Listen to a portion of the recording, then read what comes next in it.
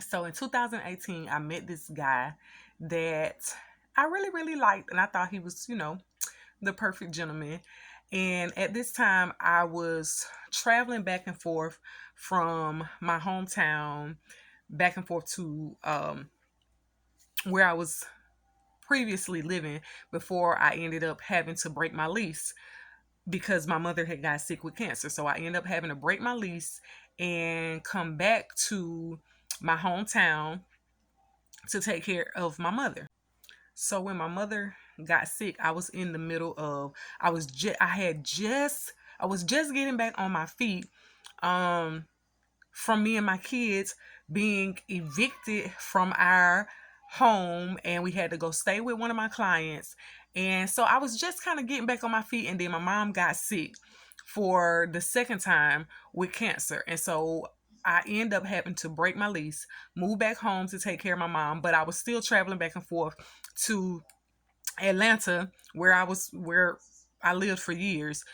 I was traveling back and forth because I was a mobile hairstylist. So I still had clients that I was servicing. And I just still had people that I was networking with because from my book launch and different things like that. So I was traveling, going to conferences and all of those things. Still struggling, a lot of stuff going on in my life. But I met this guy through my niece. And so I started hanging out with this guy.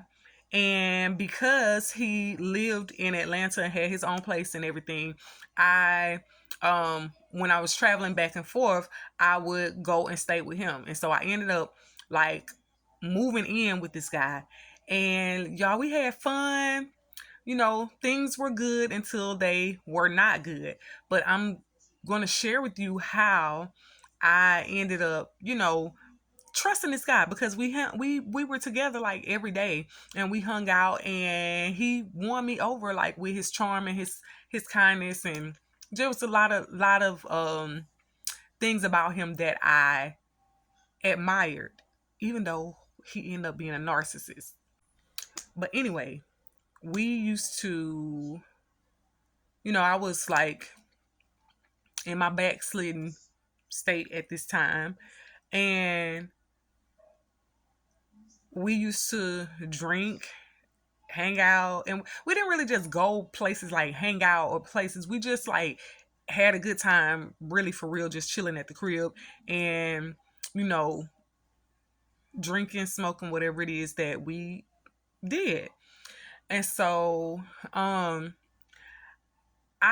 had shared with him a lot about my personal life, about my brother, how my brother um I had just recently lost my brother in 2015 to an accidental drug overdose. Well, of course, it was fentanyl. So I'm just saying this because there needs to be, I want to bring awareness to what's going on out here in the world. When people are out here, like, you think you're getting certain things from people, and you think that it's cool, you think that it's straight, and you really don't know what it is that you're getting, because you can lace a cigarette with fentanyl.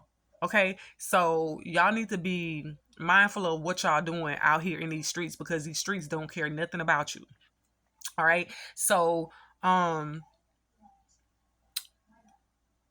had shared that with him, and I shared how I felt about like drugs, like cocaine and anything that was like outside of alcohol or weed, because that at the time I had never tried anything other than smoking weed and alcohol. And I was always like, I had been around people in my life that were on coke and crackheads and all of that, some family members and all. So I didn't like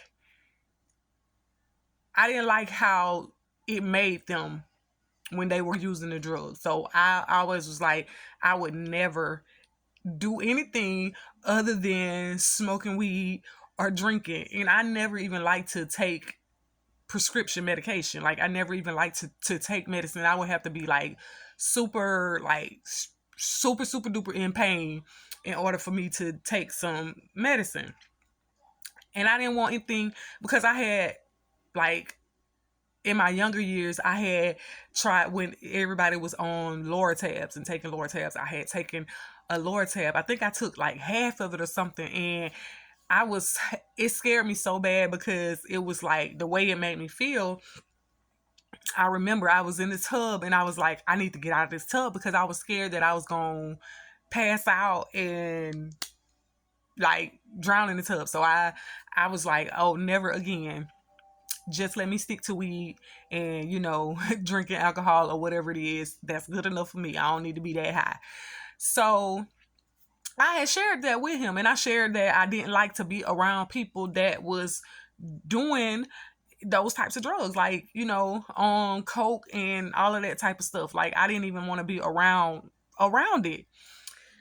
So one day, one night or whatever, we're doing what we normally do, like, doing our do, kicking back.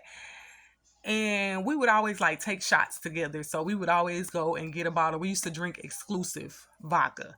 And so we would always go and get a bottle, and that was our daily routine. We got our bottle, we got our cigarettes, we had our weed.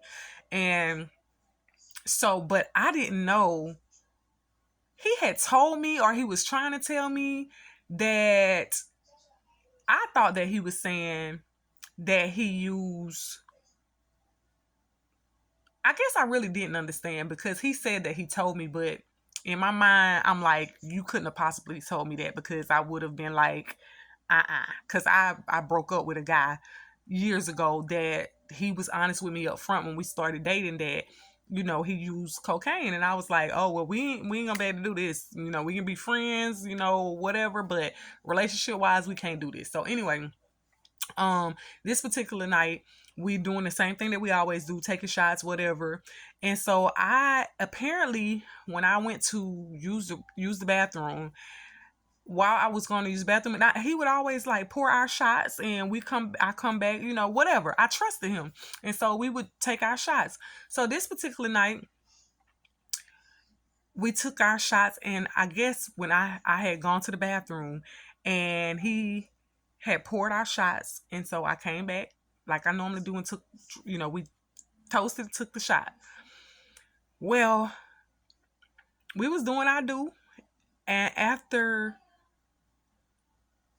we got done, having sex or whatever, I was like still extremely, extremely, extremely horny. And it was to the point to where it felt like I could not come down from that high. And so he ended up telling me that he put something in my shot when I went to the restroom, because he wanted to see, how I reacted to it or whatever. And first of all, I was pissed because, like, how dare you do that? Like, how dare you do that? I was pissed. But then I didn't even know what it was. Like, I thought that he put cocaine in my drink. Come to find out, it was meth that he put in my shot.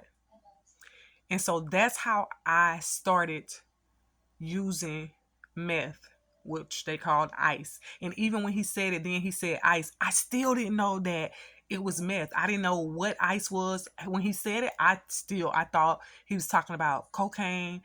I just did not know. That's just how green I was to the drugs, street drugs and stuff. So yeah, someone who I trusted. My light just went out, y'all. But I'll continue this story. But that is how I ended up using meth for like 5 years. So thank God for deliverance, but I will share more.